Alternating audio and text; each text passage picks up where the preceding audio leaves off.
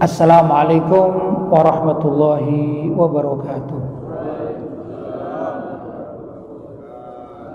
Alhamdulillah wassalatu wassalamu ala Rasulillah Sayyidina Muhammad ibn Abdullah wa ala alihi wa sahbihi wa man wala wa la hawla wa la quwwata illa billah, amma ba'd. Hadratul mukarramin, ma'asyiral ulama al-fudala, ma'asyiral asatidzah al-kurama, bapak-bapak, ibu-ibu, hadirin hadirat jamaah Masjid Hizbullah Singosari yang dirahmati oleh Allah. Alhamdulillah, pagi hari ini kita masih diberi oleh Allah SWT kesehatan. Mudah-mudahan dengan berbekal kesehatan itu Allah menguatkan hati kita dan niat kita untuk dapat menyelesaikan ibadah puasa kita di bulan suci Ramadan, beserta dengan ibadah sunnah lainnya seperti taraweh dan juga hadir majlis ta'lim sebagaimana saat ini. Mudah-mudahan semua itu dicatat oleh Allah SWT sebagai amal ibadah yang pahalanya berlipat ganda. Allahumma amin. Bapak-bapak dan ibu-ibu yang dirahmati oleh Allah, sebagaimana pelajaran terdahulu saya membaca kitab Tahqiqul Amal Fima Yanfa'ul Mayyitu Minal A'mal yang ditulis oleh guru saya Abu Yazid Muhammad bin Alawi Al-Maliki. Pertemuan yang terdahulu kita masih membahas tentang masalah boleh tidaknya mengirim doa untuk mayit, karena memang ini satu kitab isinya ya seputar hal tersebut, namun berdasarkan dengan nukilan hadis-hadis dari Nabi Muhammad SAW. Jadi buku ini bukan terkait dengan fadilah atau keutamaan amal-amal. Biasanya kalau kitab itu terkait dengan amal-amal yang baik, ya, itu dalilnya cuma sedikit dan pembahasannya berganti-ganti gitu ya. Misalnya sekarang bab fadhailul ilmi misalnya, bab tentang kemuliaan mencari ilmu misalnya, atau ilmu itu sendiri. Nanti fadlus sholat, bab keutamaan sholat misalnya. Terus berganti. Tapi kalau buku ini enggak. Buku ini menerangkan tentang dalil-dalil penguat tentang boleh kita tidaknya tahlilan yang biasa kita lakukan itu. Tahlilan pun dengan seputar itu, atau tasyiul janazah. Tasyiul janazah itu seputar merawat mayit. Apa saja itu ya? Ya mulai menguburkan mayit, mulai sholat mayit ya. Di sini tidak dibahas tentang tentang memandikan mayit, tidak. Tapi sholat mayit itu kan ada doanya. Nah, apakah doanya itu sampai kepada mayit atau enggak? Nah, itu ya. Nah, kemudian setelah sholat mengantarkan ke kuburan, atau kadang-kadang kalau di kita ini ada penghormatan terakhir, kemudian ada yang doa. Doanya itu manfaat enggak ya untuk mayit ya. Sampai kemudian ke makam pekuburan. Di makam pekuburan itu biasanya ada bacaan-bacaan seperti talqin ditambah dengan doa atau tahlil, kan begitu ya, walaupun ringkas. Nah, kemudian habis itu kita pulang, keluarga mengadakan tahlilan ya. Nah, tahlilan itu macam-macam. Ada yang 3 hari pada umumnya, ada yang 7 hari gitu ya. Bahkan ada yang sampai 40 hari dan lain sebagainya. Nanti habis itu ada 100 hari, 1000 hari, kemudian haul gitu ya. Ini kitab ini membantu. Yang dulu kita hanya mengamalkan saja tanpa tahu dalilnya apa gitu. Sehubungan zaman sekarang ini banyak kelompok-kelompok, kalau ada satu ibadah nggak pakai dalil itu kayaknya nggak mantep gitu ya. Yang repot ini kita orang-orang yang mempunyai guru-guru lama ya. Nah, kita yakin guru-guru kita itu mampu menerangkan seperti kita paham itu. Cuman zaman itu gak begitu diterangkan karena gak ada musuhnya gitu loh ya. Musuhnya itu masih di kitab-kitab. Dulu ada kelompok-kelompok Wahabi itu ada dulu, tapi masih di kitab-kitab.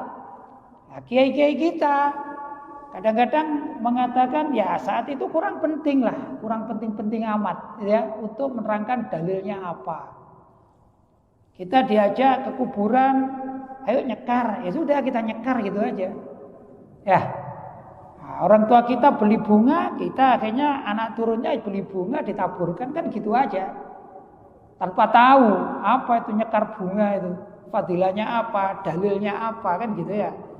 Nah, kita yakin kiai-kiai kita, ulama-ulama kita bukan orang yang tidak ngerti, tapi menganggap tidak perlulah itu memberitahu karena memang belum diperlukan. Mungkin saya contohkan gini nih, ini masjid ini ya. Kalau saya dengan bapak-bapak yang hadir, ibu-ibu yang hadir, ya penting masjid waktunya sholat ada azannya dibuka, sudah selesai kan, kita datang sholat berjamaah. Setelah itu imamnya doa pulang selesai ya. Tapi kita kan nggak perlu sekarang diajak ini bangunan ini nilainya berapa ini ya. Kurangnya apa ini masih selesai apa perlu ngecat lagi. Kan kalau nggak diajak bicara kan ya kita diam aja. Nggak begitu harus tahu gitu ya. Kecuali ada pengumuman ya. Masjid ini akan ganti cat ya. Sekarang putih akan kita cat hijau. Baru kita dikasih tahu bertanya ya dah. Bertanya, beli catnya berapa, mereknya apa, barangkali sampai gitu detail ya. Kenapa? Sudah diajak dalam kutip, ini musuh bicaranya, lawan bicaranya sudah ada di depan depan kita, yaitu takmirnya sudah mengadakan pengumuman. Akhirnya kita sibuk untuk mengumpulkan dana, kan begitu ya. Anggap saja ini buku ini ibarat kalau tadi mau bangun itu lagi mengumpulkan dana gitu ya. Karena memang dibutuhkan. Lah kitab-kitab Wahabi zaman dahulu kala ada, tapi karena masyarakatnya masih nggak ada yang bicara ya.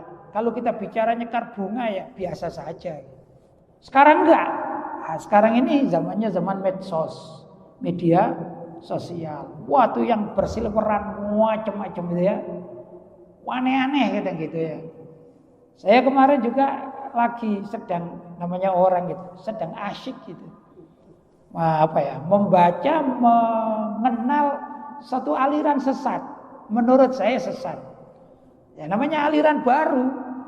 Namanya aliran Torekot Khidiriyah Al-Muhammadi namanya.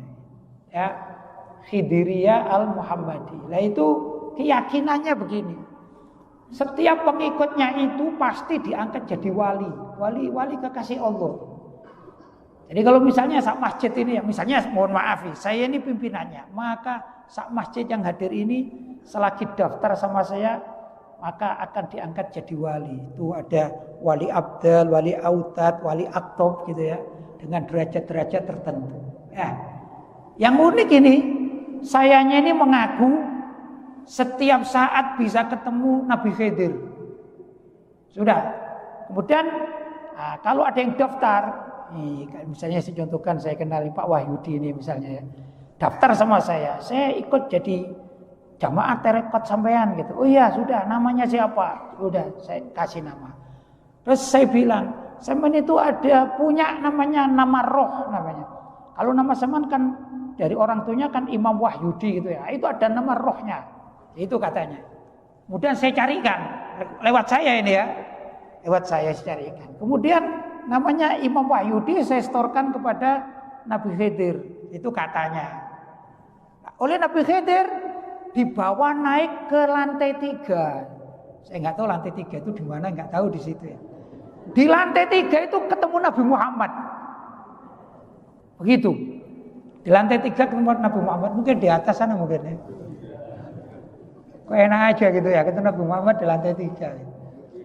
Sudah setelah ketemu Nabi Muhammad di lantai 3, kemudian menurut keyakinannya Nabi Muhammad perintah kepada Syekh Abdul Qadir Al-Jailani untuk memutuskan Pak Imam Wahyudi itu nama rohnya siapa gitu. Itu biasanya ada Abu Fulan gitu ya. Nah, sudah. Nah, kemudian oleh Syekh Abdul Qadir Jailani sudah ditentukan, wah kamu cocoknya menjadi wali abdal misalnya. Wali abdal itu wali yang tingkatannya paling rendah lah gitu ya. Habis abdal, autad, aktob gitu ya. Misalnya, loh kenapa kau wali abdal? Ya, sebut saja misalnya karena kamu masih punya hutang misalnya. Ya, jadi kamu tidak bisa naik ke wali aktob gitu misalnya. Sudah selesai. Nah, setelah itu ada dari pimpinannya itu mengatakan gini. Kamu umur berapa? Misalnya umur 40 tahun. 40 tahun. Nah, agar kamu dalam kewalian itu sempurna, gitu ya, maka kamu harus bayar kifarat. Kifarat itu denda. Yaitu 100.000 kali usiamu. Berapa itu jadinya? 100.000 kali usia berapa Pak Wahyudi? 52 juta. Nah, berarti Pak Wahyudi ini harus bayar 52 juta kepada ini pimpinannya ini. Sudah ya? Ya kan kaya saya jadinya ya. Kalau semasjid ini berapa ini ya? Apalagi yang sepuh-sepuh, wah tambah enak saya. Sudah. Nah, setelah itu saya mempunyai apa kata orang Singosari combe itu ya, combe ya. Nah, combenya itu bukan orang sembarangan, ada yang doktor, ada yang ini ya mungkin bagi hasil atau gimana nggak tahu saya. Ya. Anggaplah Pak Wahyudi ini combe saya gitu ya. Sudah. Wah, ceramah di mana-mana. Nah, dikatakan bahwa saya ini adalah maksudnya Lutfi Basori saya maksudnya kata Pak Wahyudi ini adalah wali tertinggi zaman sekarang namanya Ghaus. Dan Ghaus ini adalah calon Imam Mahdi. Nah, sudah. Jadi saya dianggap sebagai calon Imam Mahdi. Lah yang jadi combe Pak Wahyudi ini ya. Tapi walinya bukan wali abdal, kalau abdal masih rendah, walinya aktob gitu ya, wali paling tinggi gitu ya. Begitulah. Saya lihat-lihat ini kayak cerita komik gitu ya. Jadi kayak asik saya bacanya asik, bukan mau ikut tapi itu lucu gitu. Macam-macam itu. Nah, salah satu pertanyaan unik ini, Nah, jadi saya juga punya beberapa perangkat. Ada perangkat namanya admin tanya jawab. Sudah, admin tanya jawab itu bagian tanya jawab masyarakat atau anggotanya. Ada yang lucu, saya nggak habis pikir. Mohon maaf ya, ini cuma saya baca ini ya. Bukan nyinggung siapa-siapa, bukan ya, mohon maaf ya. Itu tanyalah, kalau misalnya Pak Ustadz gitu. Pak Ustadz mau tanya Pak Ustadz. Kalau misalnya saya sedang ngopi dan sedang merokok. Nah ini kan asyik ngopi dan merokok. Kemudian ada panggilan azan. Ya, nah, sedangkan saya ini sedang menikmati rasanya kopi dan rokok. Sudah, sehingga saya ini malas bergerak lah, menikmati. Tapi saya ingat kepada Allah. Gimana Pak Ustadz? Boleh enggak Pak Ustadz? Ya nggak apa-apa katanya. Orang itu yang penting ingat Allah. Ya mau ngerokok, mau nggak ngerokok, mau sholat, mau nggak sholat ya bebas-bebas saja. Jadi sholat dikalahkan oleh ngerokok dan ngopi. La haula wala quwata illa billah. Saya baca ini. Zaman sekarang ini sudah zamannya dekat kiamat memang ya. Mau macam-macam segala macam ada aliran-aliran. Lah gitulah bapak-bapak di dunia medsos itu seperti itu. Maka saya katakan kitab ini membahas tentang dalil-dalil tasyiul janazah, cara merawat janazah ya. Tapi tidak mulai dasar seperti mengkafani, walaupun ada pembahasan tapi bukan itu yang dimaksudkan ya ada. Bukan tata cara sholat jenazah bukan, tapi dalil-dalil apakah mengkafani mayit, apakah mendoakan, apakah menguburkan, apakah mentalkinkan, apakah mentahlili, kemudian nyekar bunga di kuburan, ya, dan lain sebagainya. Apakah ada dalil dan dasarnya? Ternyata ada, gitu ya. Dan kita diajari oleh kitab ini untuk lebih meyakini kebenaran amalan yang selama ini diajarkan oleh kiai-kiai kita, ulama-ulama kita, guru-guru kita, kitab-kitab kita yang ada di seputar kalangan ahlu sunnah wal jamaah. Baik, saya lanjutkan pada halaman 19, Rabi'ah yang keempat. Ini yang kemarin kan sudah membaca gitu ya. Jadi kita lanjutkan ya. Al-qira'atu 'alal amwat. Hukumnya membaca al-qira'ah di sini yaitu membaca doa atau membaca Al-Qur'an. Halaman 19. Amara bihan Nabi sallallahu alaihi wasallam. Membaca Al-Qur'an atau doa itu ternyata amara biha diperintahkan oleh An-Nabi sallallahu alaihi wasallam. Jadi justru baca Al-Qur'an kepada mayit dan kepada ini adalah perintah dari Nabi, bukan bid'ah atau enggak ada dalilnya ya. Faqad akhrajal Imam Ahmad fi musnadihi, diriwayatkan oleh Imam Ahmad di dalam kitab musnadnya, wa Abu Dawud dan Imam Abu Dawud, wan Nasa'i dan Imam An-Nasa'i, wa Ibnu Hibban, bukan juga Imam Ibnu Hibban, wa sahhahahu dan dianggap hadis sahih oleh Imam Ibnu Hibban alaihi salatu wassalam dari Nabi sallallahu alaihi wasallam annahu qala, bahwasanya beliau bersabda, Iqra'u Yasin ala mautakum, bacakan surat Yasin untuk mayit kalian. Kemarin juga sudah saya terangkan ya, bahwa yang namanya mayit itu bukan sekedar mayit yang baru meninggal dunia ya. Bahkan yang dalam sakaratul maut itu sudah dikatakan mayit. Karena itu sedang sakaratul maut atau sudah belum sakaratul maut, masih koma ini ya. Kalau sakaratul maut itu kan sudah tenggorokannya ini sudah nafas terakhir ya. Ini sudah koma, maka kita disunahkan untuk baca Yasin di dekat situ ya. Maka kalau ada keluarga kita yang sakit kadang-kadang di ICU, kemudian sudah tidak sadar, kita di luarnya dianjurkan membaca surat Yasin. Itu juga sebenarnya sudah divonis sebagai calon mati, yaitu mayit bahkan ya. Jadi namanya mayit itu yang akan mati, yang sedang mati, yang telah mati, yang sudah lama sekali mati, namanya mayit. Baik.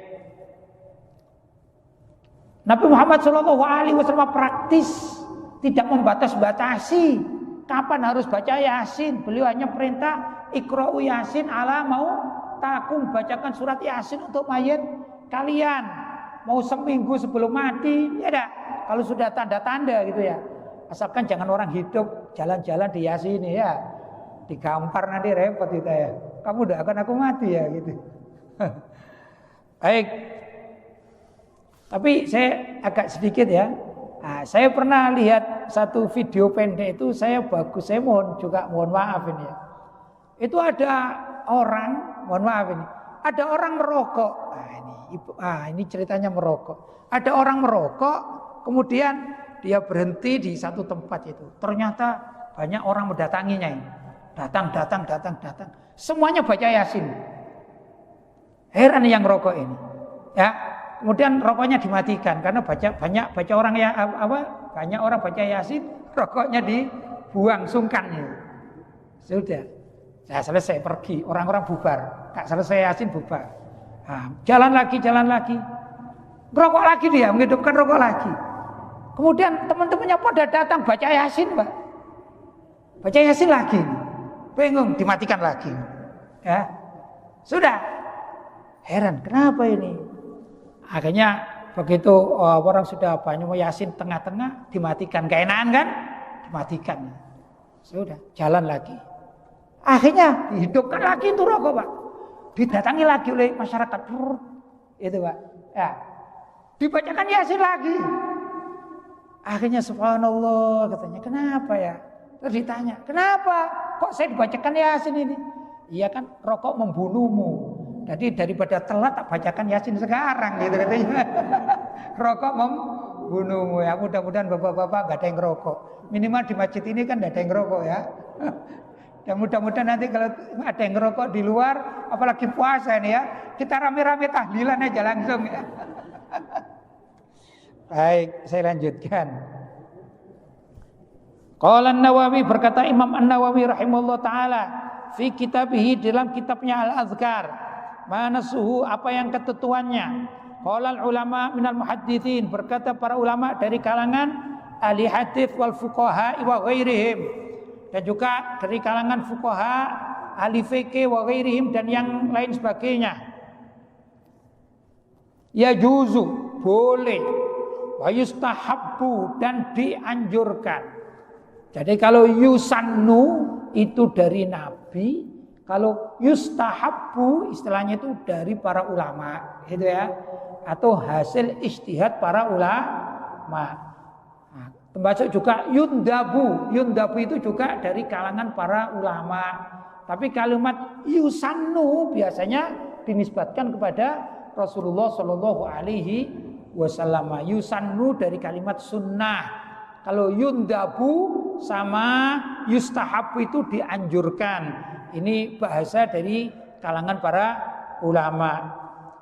Ya juzu wa yustahabbul amalu, mengamalkan fil fadhaili, di dalam keutamaan wat targhibi, dan anjuran-anjuran, wat tarhibi, dan ancaman-ancaman, bil haditsid dhaif, dengan hadis dhaif, malam yakun maudhu'a, selagi bukan maudhu'. Nah ini yang perlu diterangkan ini. Jadi hadis itu ada ringkasnya 4 tingkatan ya. Pertama, hadis itu namanya mutawatir. Hadis mutawatir itu adalah hukumnya qat'i, wajib begitu. Apa itu hadis mutawatir? Hadis mutawatir derajatnya adalah hadis yang diriwayatkan di kalangan para sahabat itu jam'un, itu sejumlah orang. Misalnya 50 orang gitu. Saya contohkan, kalau sekarang saya ini mengajar gitu ya, yang menyaksikan bapak-bapak dan ibu-ibu saya anggap aja ini 100. Sudah ya? Maka kalau dari 100 bapak-bapak dan ibu-ibu itu pulang sendiri-sendiri ke tempatnya, kemudian bercerita, ceritanya sama, apa itu? Misalnya tadi tentang orang merokok dibacakan Yasin gitu ya. Sudah? Kan tidak mungkin semua bapak-bapak dan ibu-ibu ini cerita yang ceritanya sama, kan tidak mungkin bohong kan? Itu pasti saya bicara seperti itu. Dan bapak-bapak serta ibu-ibu gak janjian, ayo janjian cerita bareng-bareng, gak gitu. Ya, seperti orang pulang haji yang semua itu cerita bahwa misalnya tahun ini atau tahun kemarin ya, di musim haji di Arafah itu hujan deras, semuanya cerita. Mulai di Indonesia dari Sabang sampai Merauke cerita yang sama. Nah, ini namanya apa? Jam'un, jamaah. Paham ya? Kemudian diterima oleh jamaah pula. Kalau kita misalnya diterima oleh anak-anak kita atau generasi anak-anak kita. Paham ya? Yang jumlahnya juga jam'un. Jadi marohau jam'un an jam'in. Apa yang diriwayatkan oleh sekelompok orang diterima oleh sekelompok orang yang lain. Sudah? Yastahilu tawatuhum alal kadzib, yang mohal terjadi terhadap kebohongan bersama-sama. Tidak mungkin janjian itu dari Sabang sampai Merauke janjian. Ayo kalau ditanya orang misalnya haji kemarin tuh hujan apa enggak hujan ya? Kita bilang aja enggak hujan walaupun hujan. Kan tidak mungkin ya. Pasti ada bocor kan? Ya. Tapi kalau semua bilang iya haji kemarin hujan, sepakat. Dari Sabang sampai Merauke, itulah namanya hadis mutawatir. Paham ya? Hadis mutawatir itu wajib diterima, andai kata tidak diterima menyebabkan kemurtadan ini. Seperti ayat Al-Quran. Kenapa ayat Al-Quran itu satu hurufnya saja, ya, kalau diingkari oleh seorang muslim, maka si muslim itu menjadi murtad. Misalnya gini, ada orang mengatakan kalimat ayat misalnya wal asri. Sudah ya? Itu kan depannya wawu itu ya. Wal asri gitu. Ada satu orang dia mengatakan gini, misalnya loh ya. Saya kok gak yakin ya wal asri itu depannya wawu. Yang enak itu depannya itu ba aja misalnya, bil asri misalnya. Paham ya? Loh, orang yang meyakini gitu hukumnya gimana Pak? Murtad. Kenapa? Karena datangnya ayat wal asri itu dihukumi mutawatir, yaitu dari sahabat yang banyak. Pertama dari malaikat Jibril kepada Rasulullah, diterima oleh para sahabat, kemudian diterima oleh para tabiin kelompok yang banyak, diterima oleh tabiut tabiin sampai kita zaman ini. Kalau baca Al-Quran bacanya Pak wal asri, bukan bil asri, ya dah. Yang meyakini sebenarnya ayat yang benar adalah bil asri, maka orang tersebut murtad. Paham ya? Ini namanya berita mutawatir, khobar mutawatir. Demikian juga dalam hadis. Hadis mutawatir tidak banyak, hanya sedikit. Nah, itu satu. Yang kedua, hadis itu namanya hadis sahih. Hadis sahih itu adalah hadis yang diriwayatkan oleh perawi yang memenuhi syarat. Syarat itu syarat sahih. Pertama yaitu ittisalus sanad. Dia mempunyai sanad yang sambung. Gitu ya. Saya dengan guru saya ini sanadnya sambung. Saya dulu ngaji di Mekah 8 tahun, jadi ya punya sanad sambung. Guru saya punya guru lagi tentunya, sanadnya sambung. Demikian sampai kepada Rasulullah Shallallahu Alaihi Wasallam dan tercatat atau hafal, betul-betul tahu. Ya, tuh sanadnya sambung. Yang kedua orangnya dobet. Dobet itu kuat hafalan atau kuat penjagaan. Ada orang yang memang kuat hafalan itu ada, Pak. Saya mau cerita, saya punya seorang kawan, ya, namanya Sayyid Muhammad Al-Attas, orang Jakarta. Dulu mengaji bersama saya di Mekah. Ini menghafalkan kitab namanya Imriti, namanya kitab Nahwu Imriti.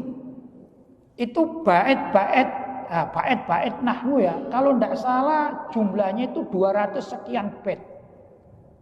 Sudah Pak, saya tahu persis ini. Ini Sayyid ini kuat hafalannya.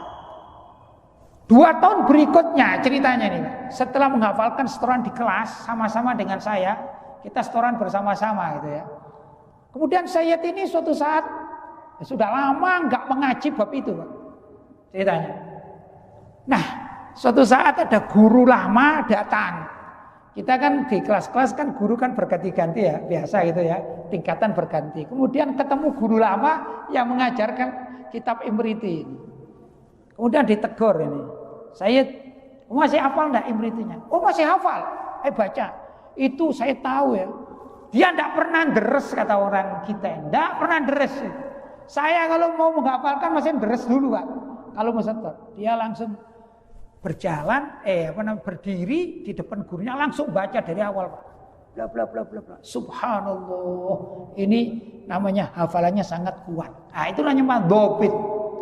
Kalau saya barangkali jangan dulu, kasih waktu seminggu saya ya. Nah, ini enggak dobit namanya ya. Hafalannya kurang kuat. Begitulah. Tapi di kalangan kita banyak orang yang dobit seperti hafizul Quran kan banyak ya. Hafizul Quran itu ada yang memang setiap saat harus mengulang terus karena dobitnya itu kurang yakin. Tapi ada yang tidak begitu. Seperti kita hafal surat Al-Fatihah. Betul ya? Kita bangun tidur ya, atau kita tidur dibangunin, ayo gitu ya, bangun langsung ditembak baca surat Al-Fatihah, insya Allah nggak salah kita Pak, karena hafalan Al-Fatihahnya sudah lancar itu nilainya. Seperti itulah dobit.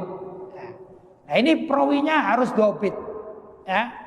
Kemudian antara lain juga khuluhu minasyudud. Ya. Asyudud itu, syad itu adalah mukhalafatut thiqa liman huwa awthaku minhu. Seorang yang dianggap thiqa kuat, tapi dia di dalam bab ini mukhalafah berlawanan dengan orang yang lebih kuat lagi. Ya. Mungkin begini, mungkin. Ini contoh, mohon maaf ya. Saya ceritakan saja lebih enak. Saya dan abah saya di dalam dunia tajwid.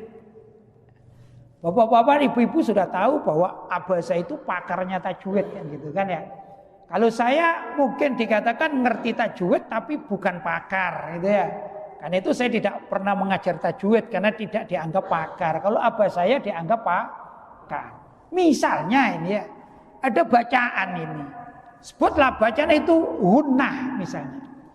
Dulu abah saya di masjid ini mengajarkan hunnah itu seperti ini. Misalnya ya, inna misalnya. Ya, sudah. Maka bapak-bapak dan ibu-ibu terima ajaran itu secara aklamasi bahwa bacaan hunnah seperti inna. Sudah? Kemudian selesailah. Datanglah saya dianggap ngerti tajwid tapi bukan pakar.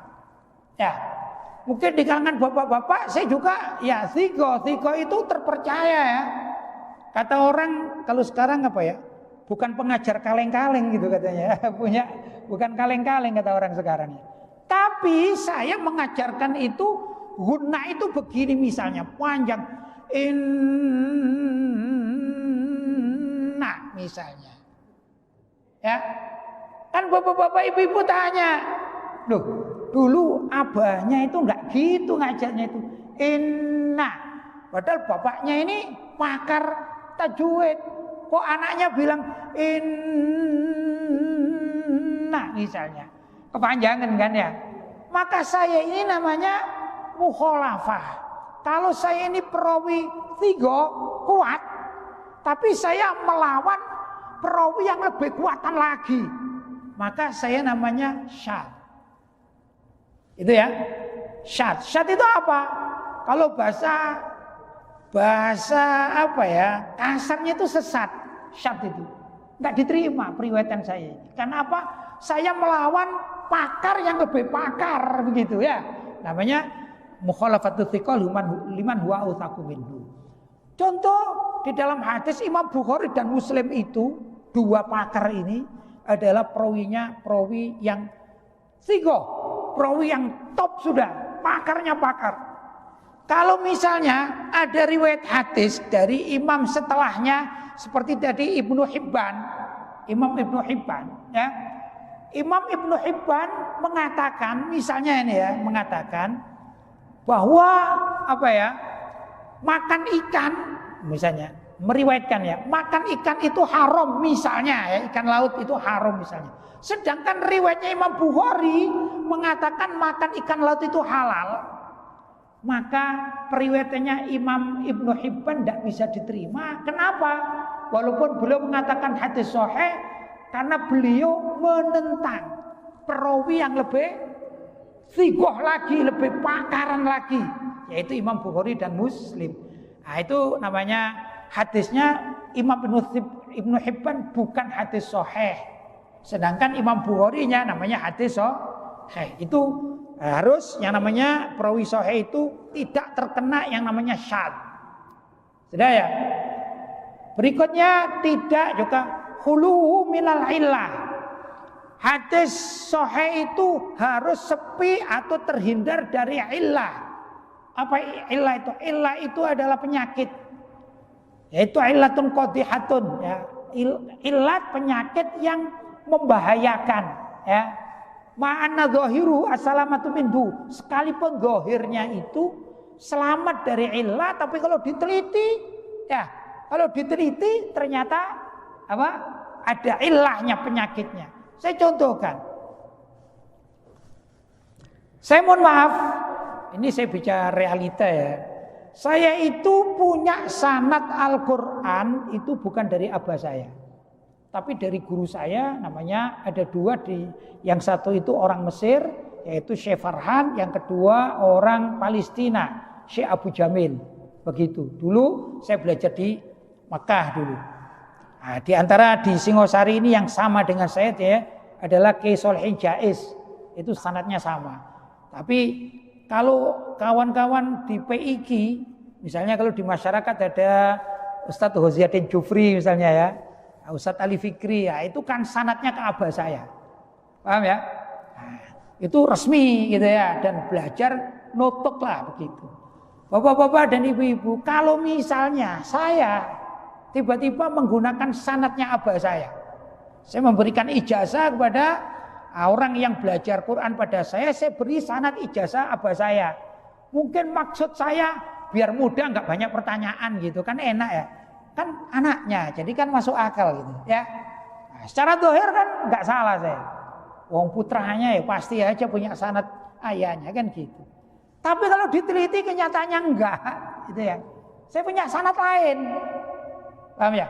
Ini kalau saya meriwayatkan tajwid menggunakan sanadnya abah saya, bukan menggunakan sanad dari guru saya, maka saya ini namanya tidak selamat dari illah qadhihah.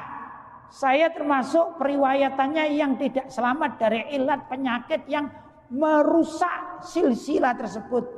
Kenapa? Mestinya saya harus jujur. Sekarang yang di keluarga itu keponakan saya, anak Mbak Yui saya, Ustadz Murtadho, itu punya sanad silsilah resmi dari ayah saya. Begitu sanad Al-Quran maksudnya. Ya, karena keponakan saya Ustadz Murtadho itu yang memang ngaji kepada abah saya di dalam bab Al-Quran. Begitu ceritanya. Maka di PIQ sekarang kalau ada orang belajar sana tanda tangan, itu yang menandatangani sanad musalsal kepada abah saya itu keponakan saya.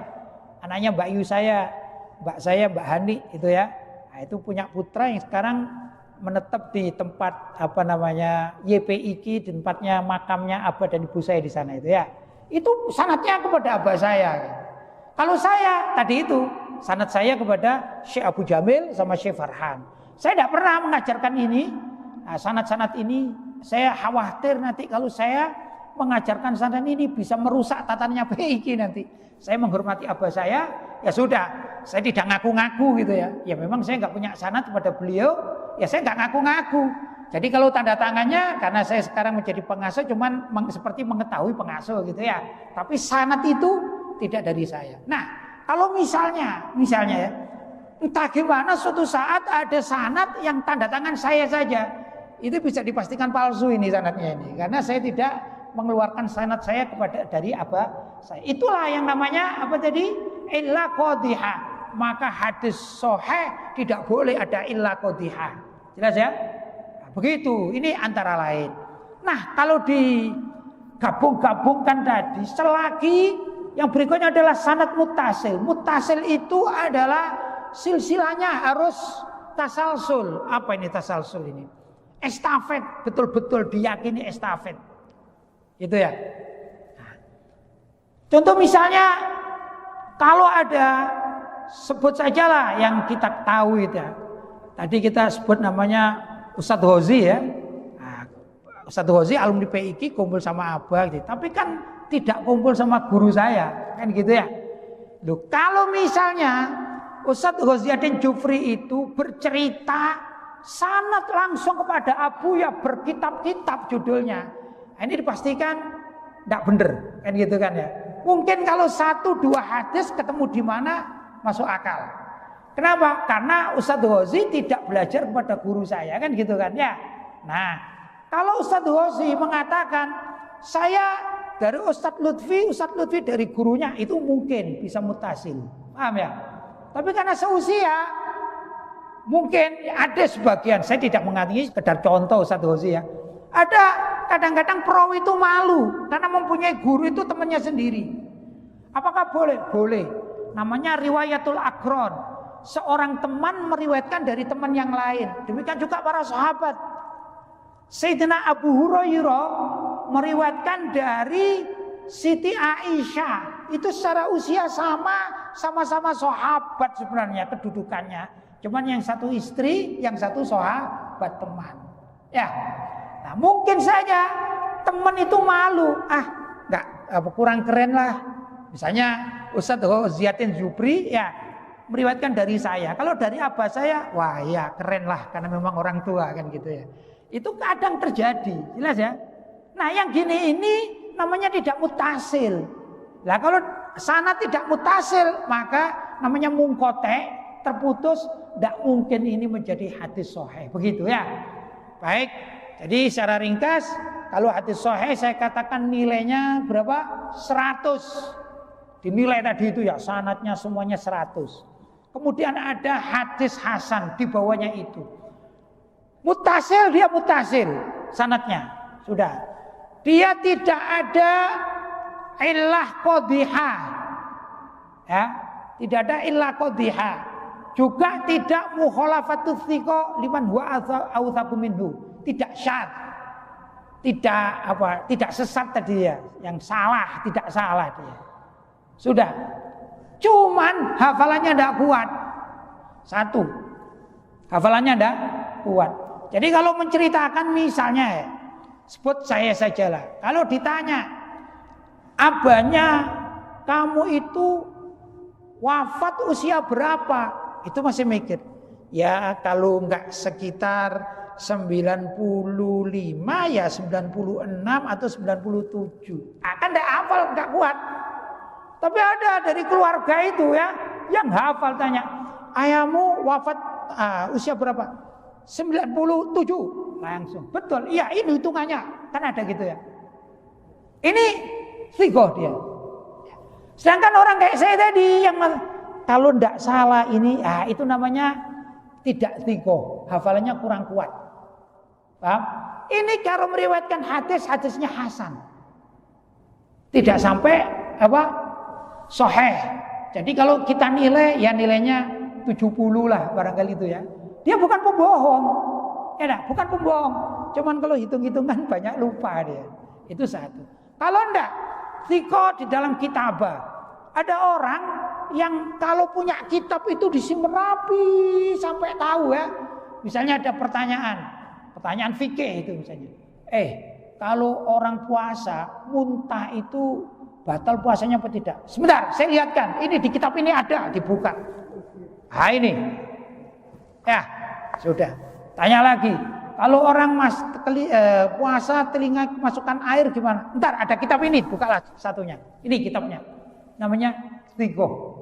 Ya, namanya dobtul kitabah. Dobet di dalam kitabah. Dia tahu tempatnya dan tempat halamannya dia tahu. Tapi ada orang nggak begitu. Dia punya buku ini punya, ya punya. Ngaji selesai, hatam sudah selesai. Begitu ditanya, hukumnya apa ya? Orang makan permen sambil puasa gimana? Tapi nggak ditelan itu. Sebentar ya, saya carikan di buku dulu ya. Waduh, bukunya hilang di mana ya? Lupa saya naruhnya. Ini dia tidak dobet di dalam kitabah karena dia suka lupa naruhnya. Cari dulu, pinjam sana, pinjam sini, ya. Ini namanya kurang thiqah, kurang terpercaya kalau nyimpen buku. Ini kalau meriwayatkan hadis, dia tidak sampai sahih tapi hadisnya hasan. Jelas ya? Baik. Yang berikutnya adalah hadis dhaif. Hadis dhaif itu adalah hadis yang 5 syarat ini salah satunya tidak dipenuhi dengan sesungguhnya. Ya, dia bukan sekedar lupa naruhnya, tapi memang betul-betul pelupa dia ini. Kalau saya ditanya tentang ayahmu wafat, misalnya usia berapa? Ya, kalau tidak salah ini usianya 300, kan tidak masuk akal. Ya kan? Kalau ini sih, kalau tidak 96, 95, 97 masih masuk akal. Orang mengatakan iya sih lupa-lupa gitu masuk akal. Tapi kalau saya bilang ayah saya itu wafatnya usia 300, kira-kira sama bagaimana ini? Iki opo sih? Lupa apa goro kan gitu ya. Betul ya? Nah, sudah ya, enggak sinkron sama sekali ya. Ini hadisnya bukan hasan, tapi dhaif. Satu. Yang kedua contoh tadi itu. Misalnya tadi saya katakan Ustadz Ghaziuddin Jufri. Mohon maaf ini sampai bersumpah misalnya. Saya hatam kitab Bukhari kepada Abu Yazid Muhammad Ali Al-Maliki. Padahal tak pernah ngaji di sana. Kan gitu kan ya. Yang lain-lain dia biasa-biasa saja. Tapi tentang Sahih Bukhari ini hatam katanya. Kita gimana? Ini bikin-bikinan ini. Kan gitu ya. Ini hadisnya menyebabkan dikatakan hadis dhaif. Karena dia malu misalnya hatamnya kepada saya. Tapi karena seusia, kawan lagi. Maka malu dia mengatakan. Ya ada. Agar lebih keren dia ngambil langsung loncat kepada guru saya gitu. Andai kata mengatakan ya saya belajar Sahih Bukhari hatam kepada Ustadz Lutfi kepada gurunya itu oleh ahli hadis masih bisa diterima. Namanya riwayatul akron namanya. Teman belajar kepada yang seusianya. Korin kan teman gitu ya. Itu dibenarkan di dalam apa? Di dalam ilmu hadis. Bahkan kalau misalnya ayah saya meriwayatkan hadis dari saya sebagai anaknya dan saya meriwayatkan dari Abuya, memang saya yang belajar di Mekah, itu juga dibenarkan namanya riwayatul asohir anil akabir. Riwayatul akabir anil asohir. Riwayatnya sahabat yang lebih tua kepada atau dari sahabat yang lebih muda. Contoh misalnya Sayyidina Abu Bakar As-Siddiq itu usianya hampir sama dengan Nabi Muhammad. Tapi beliau tidak satu rumah dengan Nabi Muhammad, betul? Sedangkan Sayyidina Ali pemuda. Ya, tentu dalam suatu hal orang yang serumah itu jauh lebih tahu. Andai kata ada riwayat Sayyidina Abu Bakar As-Siddiq meriwayatkan dari Sayyidina Ali dari Rasulullah. Itu namanya riwayatul akabir, yaitu orang lebih tua, anil asohir dari yang lebih muda. Ya, kemudian kepada Nabi. Ibarat ayah saya bertanya satu hadis kepada saya paham karena saya mengaji kepada guru saya. Maka abah saya itu kan gitu, waladihi dari anaknya kan gitu kan. Dan anaknya ini dari gurunya, itu Abu Yazid Muhammad Al-Maliki. Itu dibenarkan di dalam ilmu hadis. Dan bisa sahih. Tapi kadang-kadang yang tua ini malu. Wah, gak meyakinkan meriwayatkan dari anak kan gitu kan. Akhirnya jalan pintas, kompas ya, potong kompas langsung kepada yang guru saya gitu. Nah, semacam ini namanya hadisnya mungkote. Maka kalau di dalam hadis itu bukan hadis sahih, ini hadisnya derajatnya hadis dhaif. Kalau kita bukan pembohong, bukan ya, lain ya, bukan pembohong ya. Tapi biar bisa meyakinkan saja, bukan pembohong gitu ya. Kalau bohong ya memang membuat gitu. Nah, hadisnya hadis dhaif. Sudah ya. Orang Wahabi zaman sekarang itu kalau hadis dhaif yang tadi seperti abah saya meriwayatkan dari saya kepada guru saya, itu langsung katakan hadisnya palsu. Kata orang Wahabi. Padahal tidak begitu menurut para ulama. Hadis dhaif itu tadi ini dikatakan ya juzu, saya terangkan sedikit. Ya juzu, kembali kepada bukunya.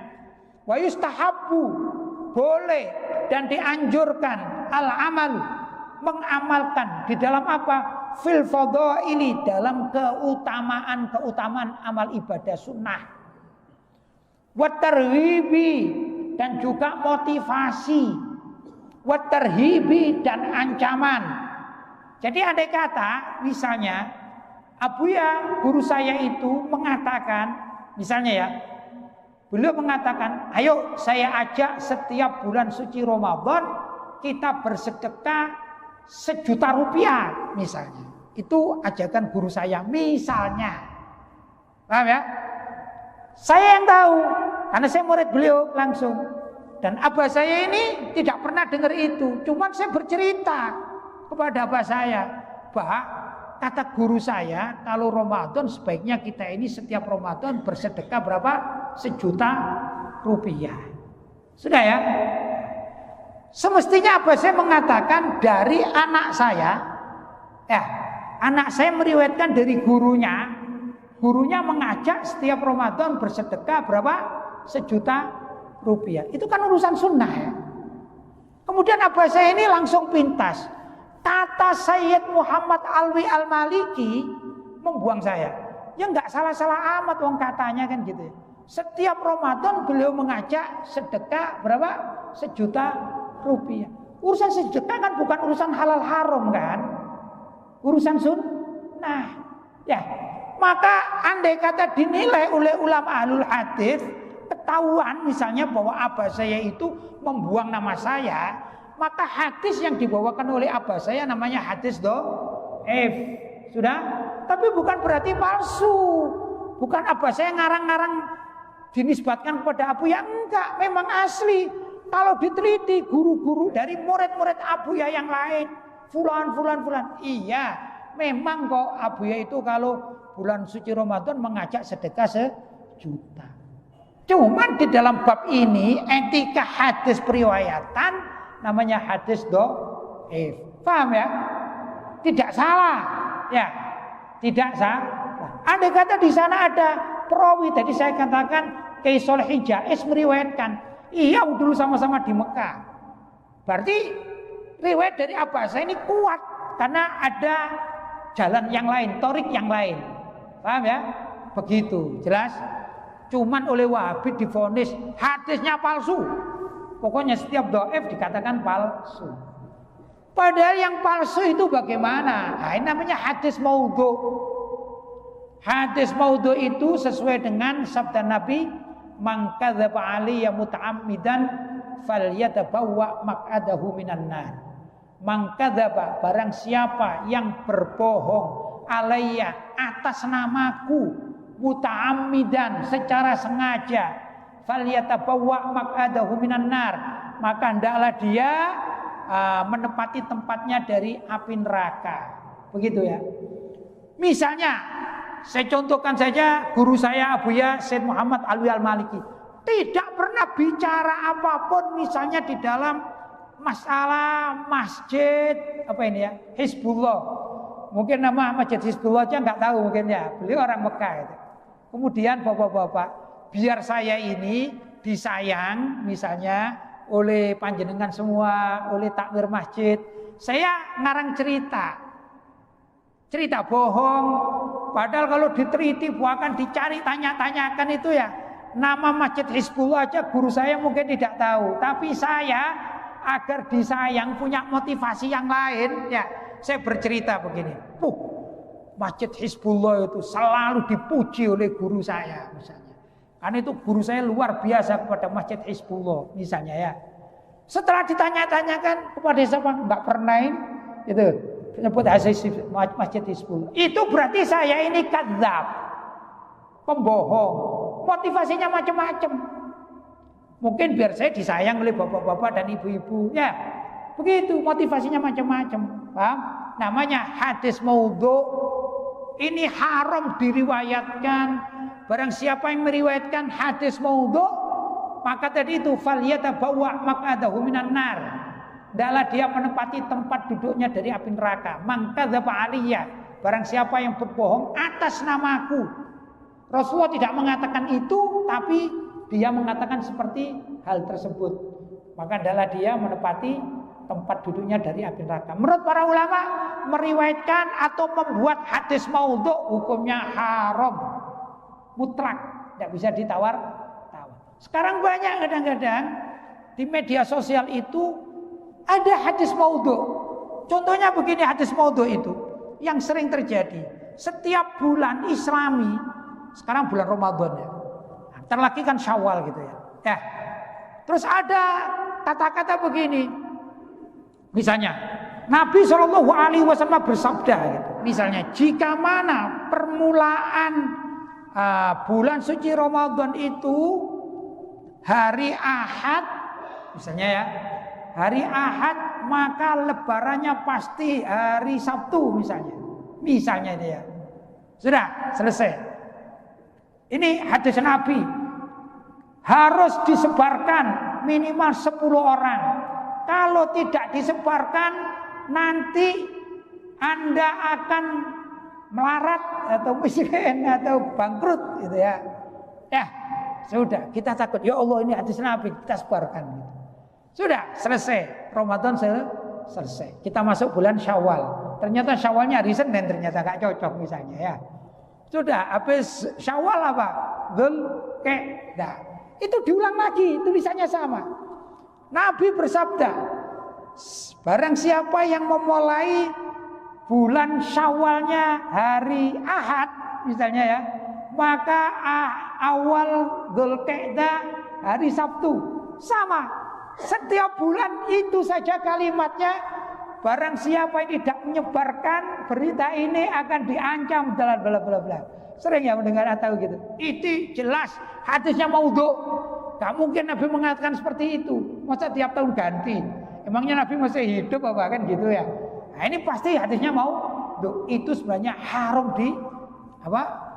diriwayatkan. Dan kalau kita tahu itu jangan disebarkan karena ini hadis maudhu. Maka yang tahu itu ya mengerti. Bertanyalah kepada orang-orang yang sekira faham. Fas'alu ahla dzikri in kuntum la ta'lamun. Tanyakan kepada orang yang ahli ya, tatkala engkau tidak tahu. Jangan asalkan, wih ada hadis. Ini takut aku nanti daripada aku jadi orang melarat, daripada ini sebarkan 10 orang gitu ya. Ini biasanya hadis palsu. Naudzubillah min dzalik. Nah, Bapak-bapak dan ibu-ibu dikatakan tadi untuk fadhailul a'mal atau amal keutamaan, amal-amal sunnah ya, atau targhib. Targhib itu motivasi-motivasi ya, atau targhib ancaman-ancaman. Jangan kencing berdiri misalnya ya. Itu kan ancaman ya. Jangan macam-macam. Misalnya kalau batuk tutup mulutmu karena menyebarkan ini, namanya targhib, ancaman, bahaya-bahaya gitu. Itu kalau dengan hadis dhaif boleh menurut para ulama. Tapi menurut Wahabi enggak. Dianggap dhaif semuanya. Kalau di Wahabi sekarang ada sudah hadis ini sahih menurut ulama-ulama terdahulu seperti Imam Bukhari, Imam Muslim, Imam Tirmidzi, Imam Abu Dawud, Imam Ibnu Majah, tadi ada Imam Ibnu Hibban, Imam Al-Hakim ya. Tadi kan ada sahhahu dan ditasahihkan oleh Imam Ibnu Hibban. Imam Ibnu Hibban itu lahir kurang lebih ya 1000 tahun yang lampau. Sedangkan sekarang ada bahasa itu sahhahu Al-Albani katanya. Disahihkan oleh Imam atau Syekh Al-Albani. Syekh Albani itu namanya Nasiruddin Al-Albani, meninggalnya tahun 1999 yang lampau. Jadi orang baru lahir, ya dah. Mungkin kalau bukan generasi kita ya generasi ayah kita lah. 99 kan baru kan 1999, ya dah. Saya aja kelahiran 1965. Nah meninggalnya Al-Albani ini baru kemarin sore. Lebih tua saya lahirnya daripada matinya. Siapa? Lebih dulu saya lahir daripada matinya Nasiruddin Al-Albani. Lah, Nasiruddin Al-Albani ini seringkali menghukumi hadis-hadis itu maudhu. Ini muskilah. Sehingga hadis maudhu di dunia ini menjadi banyak menurut versi Wahabi. Ini yang ditentang oleh guru saya di dalam kitab ini, yaitu guru saya mengajak kita merujuk jangan kepada Al-Albani ya. Jadi kalau bapak-bapak di medsos atau kalimat Al-Albani dalam kutip coret saja itu ya, itu tidak valid. Begitu, tidak valid. Paham ya? Itu seperti saya bercerita tentang Singosari bertabrakan dengan kiai-kiai sepuh terkait masalah Singosari, sebut aja Bathahir Bongko. Bathahir Bongko kalau yang menceritakan keluarga Bongko asli ya diterima saja. Kalau saya cerita ya perlu dipertanyakan. Ini cerita tokondi kan gitu kan ya. Nah, kalau ceritanya masuk akal ya diterima. Kalau ceritanya yang aneh-aneh misalnya, misalnya saya cerita dulu ya, Bathahir Bongko itu sampai beliau wali, beliau itu jualan bakso misalnya. Ini perlu ditanyain loh, kok bisa dari mana itu? Ya, oh karena saya suka bakso mungkin gitu, jadi ditambah-tambahi gitu ya. Nah begitulah kurang lebih Al-Albani ini kan kemarin sore orang baru lahir tiba-tiba dia menghukumi suatu hadis bertentangan dengan ulama-ulama terdahulu yang diterima oleh dunia Islam, maka tinggalkan saja kalimat ditasih atau dibenarkan oleh Al-Albani, coret Al-Albani. Ya. Kalau ini dhaif menurut Al-Albani belum tentu. Ini maudhu menurut Al-Albani belum tentu. Kita merujuk pada kitab-kitab ulama salaf terdahulu. Bapak-bapak, jelas ya? Mudah-mudahan apa yang saya sampaikan ini ada manfaatnya. Mudah-mudahan kita di dalam memahami keterangan-keterangan di mana saja kita lebih hati-hati, dan kita kalau tidak tahu, ayo tanya kepada ulama-ulama yang lebih tahu agar kita tidak tersesat di dalam menjalankan agama kita. Mudah-mudahan apa yang saya sampaikan ada manfaatnya. Hadza ma aqulu lakum wal afu minkum. Wassalamualaikum warahmatullahi wabarakatuh.